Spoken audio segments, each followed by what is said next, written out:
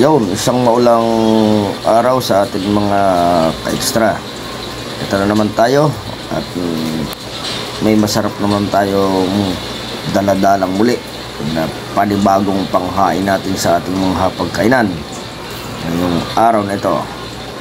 Kaya mga ka-extra, huwag niyo kaligtaan na subaybayan muli ito yung ating masarap na pagluluto ngayon at kung paano natin gagawin ito yung ating masarap na daladala sa inyo ngayong araw na ito. Kaya mga ka-extra, samahan nyo ako muli sa ating gagawin. Kaya tara mga ka-extra, at saglit lang ito.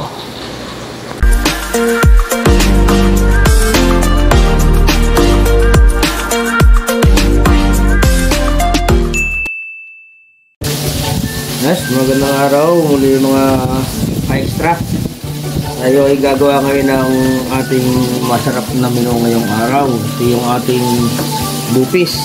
Ngayon, ito yung ating pinagiling na.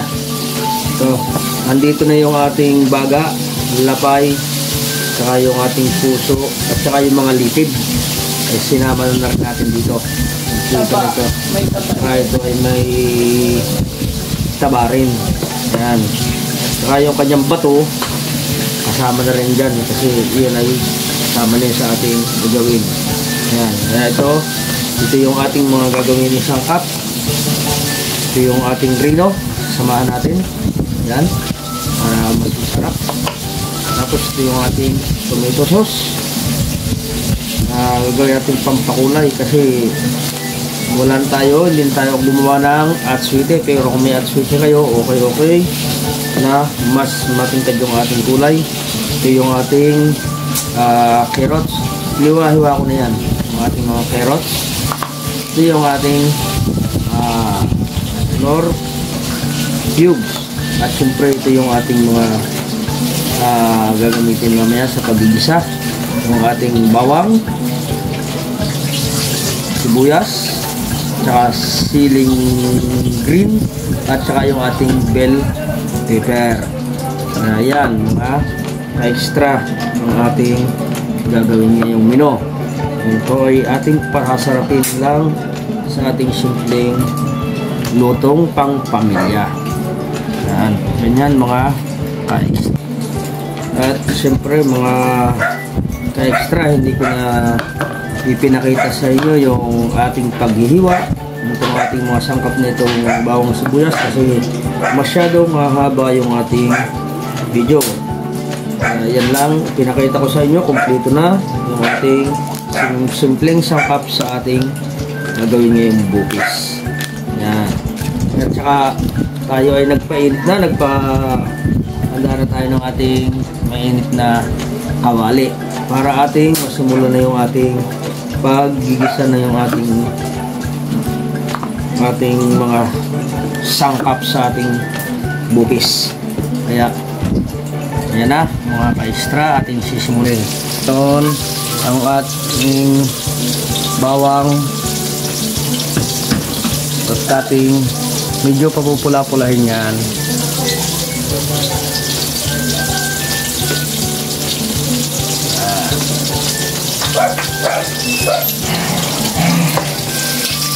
Yan, haluin natin. At yan, mapula na yan. Pwede na natin ilagay yung ating sibuyas. Yan.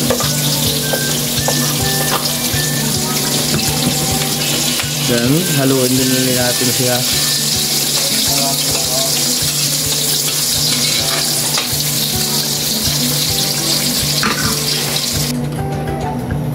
At ilalagay na rin natin yung ating luya.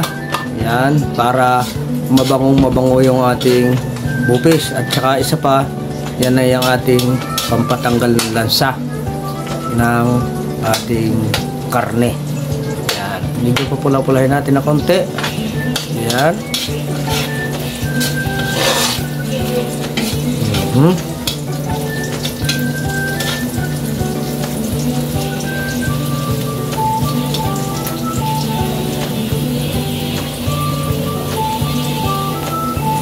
Okay. Susunod naman natin yung ating yung siling green. Yan, o yung siling green o yung siling haba. Yan.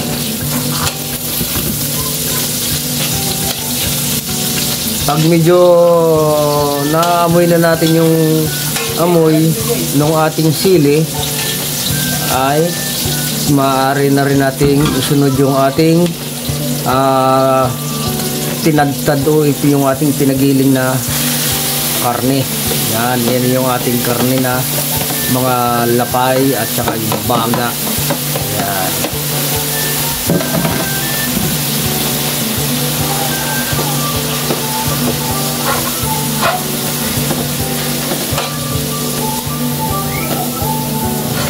Diretso lang yung ating pagkahalo niyan hanggang sa mamula-mula na yan ang ating yan. Saka natin yan titimplahan ng ating mga sekretong gamit natin dyan sa ating bupes. Yan. Kaya mga naiibig dyan na magluto ay subaybayan yung maigi itong ating ginagawa ngayong araw. Napakasimple lang gawin yan, napakadali. Wala kayong kapagod-pagod maggawa niyan. Kung kayo ay tinatamad magtadtad, ayan, punta kayo sa gilingan at ipagiling na nyo kagaya ng aking ginawa. At ngayon, lalagyan na natin ng konting asin para dumikit na dikit yung ating alat sa ating karne. Ayan. Mamaya natin yan susunduan ng tamang panimpla pagka okay na yung ating karne. Nakikita natin maganda na luto ng ating karne. Yan, saka natin titimplahan ng tamang timplayaan mga ka-extra. Medyo hinaan natin na konti yung ating apoy para alalay lang yung kanyang pagkakaluto. At antayin natin medyo magmanti-mantika na yan. Pag medyo nagmamantika na yan, yan, saka natin lalagyan niya ng ating mga sangkap.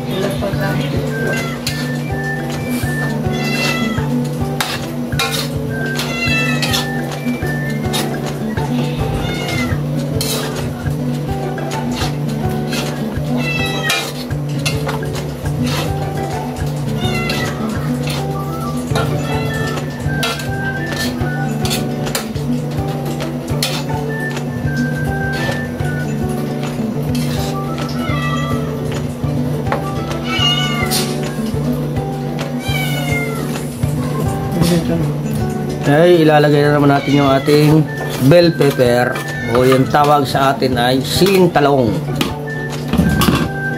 Tapos isusunod ko na rin yung ating carrots na tinadtad at pandagdag pamparami sa ating karne. Yan, tamang-tama.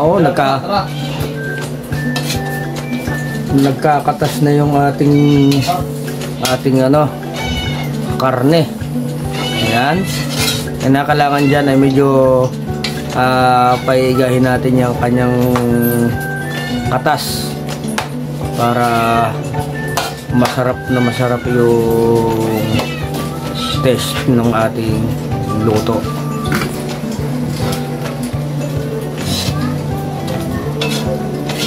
Haluin muna ulit natin. Yan. Tamang-tama, asbok na yung ating kawali,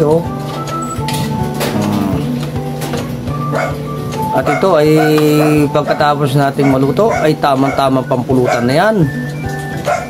Pang-ulam, pampulutan, yan. Ilagay ko na rin yung ating pork cubes. Yan.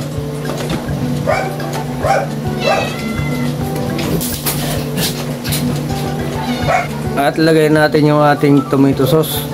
Yan ang ating gagawing pampakulay. Kasi wala tayong nakunan ngayon ng atswiti powder. Dapat atswiti powder ang ating lalagay dyan.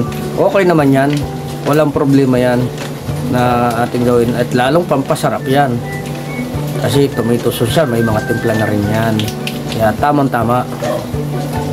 Kasi habulin lang natin yung kulay, kahit hindi natin habulin ang kulay, ang habulin natin dyan yung malinamnam na lasa nya. Yan lang ang ating simpleng pagluluto ng ating bupis. Tama, alikabok na yung ating ano, oh. Alikabok na ng asbok, oh.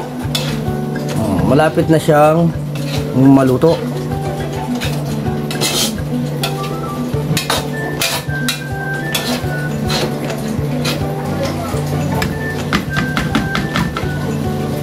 Ngayon, ilalagay na rin natin yung ating isang latang ano, rino.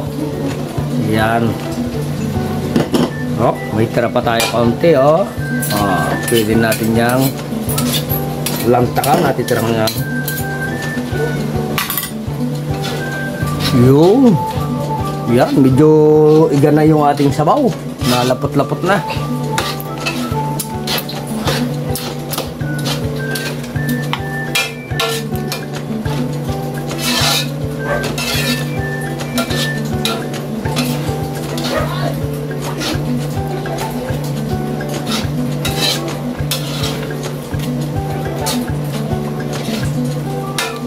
Talagang kaya naman na rin, marami na naman na rin mauubos na bahaw. Oo, pati kapitbahay na rin sigurado makakatikim mamaya-maya. Masipag lang pumarne ay sigurado. At yan, lalagyan na rin natin ng karakot na paminta para medyo may kaunting hanghang. Ayan.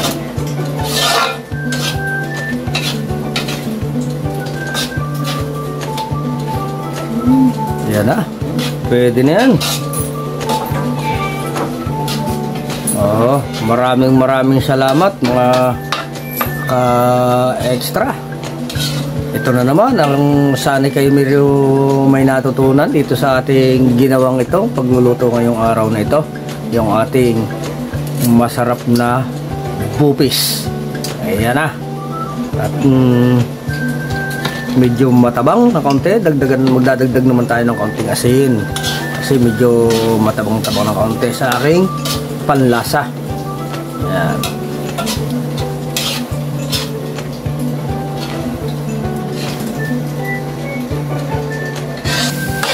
Ayan. Medyo antay-antay nating maiga pa ng kaunti para maganda yung ating ano. Hindi naman gaano kaigahan para medyo may pang lamas tayo sa ating kanin. Yan.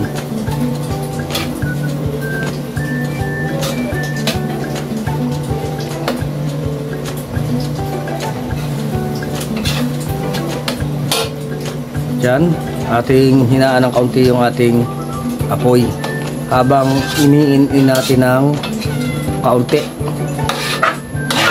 Iniin natin ng kaunti para maganda. Yun. Ayan. At lalagyan natin ng kaunting suka. Yan ang isa pa rin sa pampatanggal ng lansa.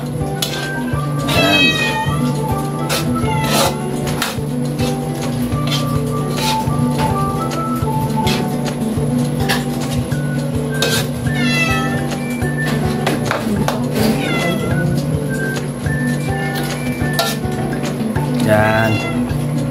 Kaunting tiyaga na lang, matatapos na rin to.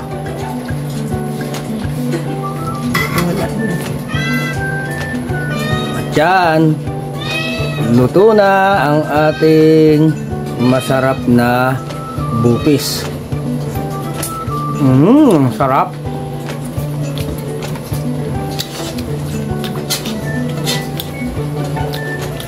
Yan na. Pwede na tayong kumain. Hanguin na natin ang ating naluto ng butis. Yan.